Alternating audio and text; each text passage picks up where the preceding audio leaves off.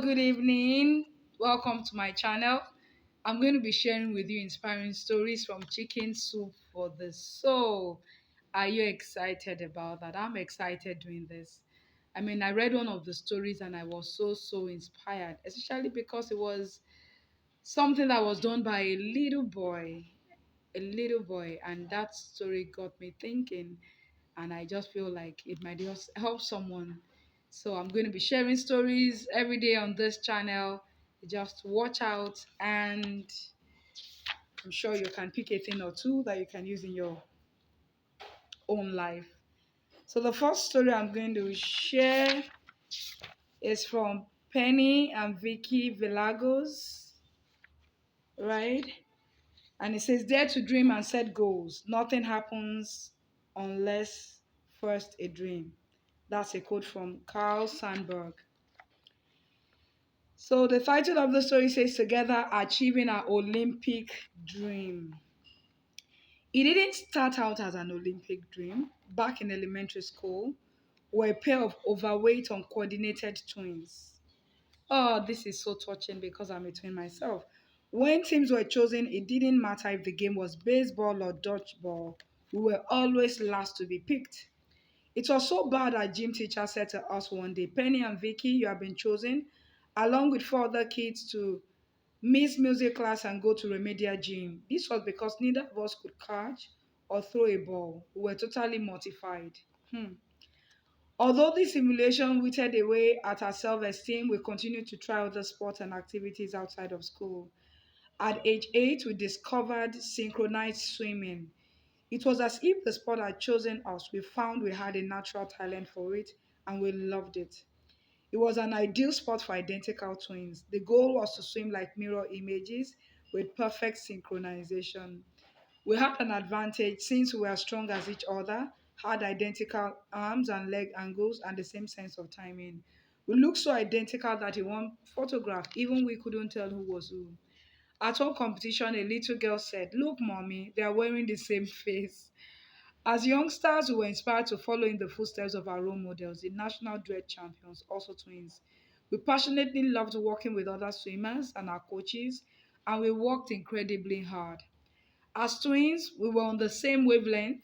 We had shared values and implicit trust. Imagine that. At our first nationals, we placed 24th out of 28 competitors. There we saw how great the best swimmers were, so we set our sight higher and worked towards one common goal. We rose to sixth place the following year and then to national junior champions in the next. Subsequent victories allowed us to travel all over the world, and our dream to participate in the Olympics was born. Wow! We achieved many of our goals, becoming 7-time Canadian synchronized swimming duet champions, world champions in team, and the first duet in the world to ever receive a perfect mark of 10. Amazing. Look at where they are coming from. But to our great disappointment, the 1980 Olympic Games eluded us when they were boycotted by many countries, including Canada. And then in 1984, we didn't make the team. After 14 years of training and striving, we had to accept our Olympic dream would remain out of reach. We retired from swimming to finish our degrees at McGill University. Then one day, 5 years later, while watching a synchro competition, we both experienced an unexpected sensation. Penny leaned over and whispered, What if we tried one more time? What do you think about shooting for 1992? My eyes opened wide as one eyebrow lifted slightly. We suddenly realized that Olympic dream was still alive and we could not no longer ignore it. On April Fool's Day in 1990, we decided to make an unprecedented comeback and shoot for the 1992 Olympics. After 14 years, imagine that. We were afraid to announce our plans in case we didn't make it, but in the end, we were more afraid of not trying and having to live with the thought of what if. That's an amazing thought and a very helpful one at that. Everyone said it would be impossible, but our intense desire provided the energy we needed to persevere. We had only 2 years to get back in shape, only 2 years to become among the best in the world. No swimmer had ever come back after a 5 year absence, especially not at the age of 27. We weren't eligible for any funding, so we both maintained full time jobs and trained 5 hours every day after work. Wow. We still had to support ourselves and fund our travel to international competitions. For 2 years, we maintained the grueling schedule without ever knowing whether we'd make it. Thankfully, we had four dedicated coaches who poured their souls into helping us achieve our dream.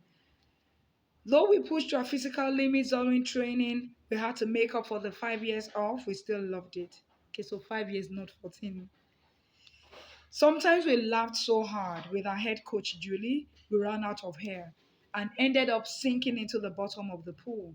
Julie helped us to continue believing in ourselves. Thank God for great coaches.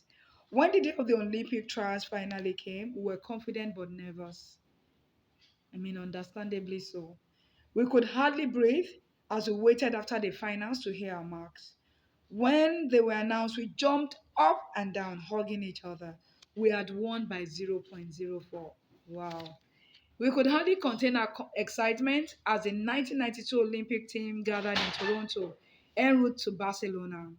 During the opening ceremonies, we were thrilled to walk into the Park Stadium to thunderous applause. Our spirits received another tremendous lift during those last few stressful days of training. Thanks to the Olympic mailbag program. After practice each day, we would rush to dig through the giant pile of bright yellow postcards sent to the Canadian team and pick out those to us, many addressed simply to Penny and Vicky Vilagos, Barcelona. The messages came from old childhood friends, complete strangers, and former athletes. Imagine how we felt when we read, Dear Penny and Vicky, you're swimming my dream. I used to be able to swim 2 lengths of the pool in a single breath. I'm now disabled and can no longer swim at all. I'm sending you all my strength. Wow. May the sun shine on you. And the sun did shine on us in Barcelona. When our big day finally came and we stepped into the pool deck and heard, competitor number 9, Canada, our considerable stress turned into a sunburst of pride. As the crowd cheered and waved our maple leaf flags, we ignored the temptation of the moment to reflect on the 30,000 hours of training it had taken to get there and looked at the water in order to focus on the job at hand. Swimming that day was magical. Despite the stress, we enjoyed every moment. As the music ended and the applause began, we looked up at Julie, and her expression told us what we already felt. We had given the performance of our lives. Finally, we marched around the pool for the medal ceremony. As we stepped into the podium to receive our silver medals, our joy was doubled as we embraced the moment together. We hugged each other, as if to say, thanks for your commitment, support, and encouragement. We'll remember forever the electric atmosphere as everyone swayed back and forth and joined in singing. Amigos para siempre, or friends for life. That is when it began to sink in. After 21 years, our Olympic dream had come true. As one of the many celebrations, after we returned from Barcelona, all five Quebec medalists were invited to throw the opening pitch at the Montreal Expos baseball game. Now, a lot of things have changed since elementary school, but throwing a ball was not one of them. When we received the invitation, we immediately thought, oh no. And for an instant, we both felt like little kids again, I can imagine, as memories of I don't want her on my team came flooding back. On game day, we drove to the stadium with a sinking feeling. We followed the organizer into the field along with other Olympic medalists, Sylvia Frechet, Guillaume Leblanc, and Nicolas Gill. Not sure I pronounced some of these names quite right.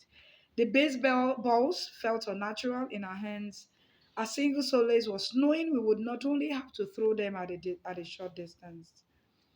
We watched uneasily as the organizer kept on walking and walking all the way to the pitcher's mound.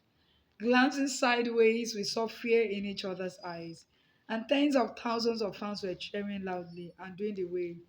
Time for the opening pitch. 5 catchers lined up, ready to catch our 5 balls.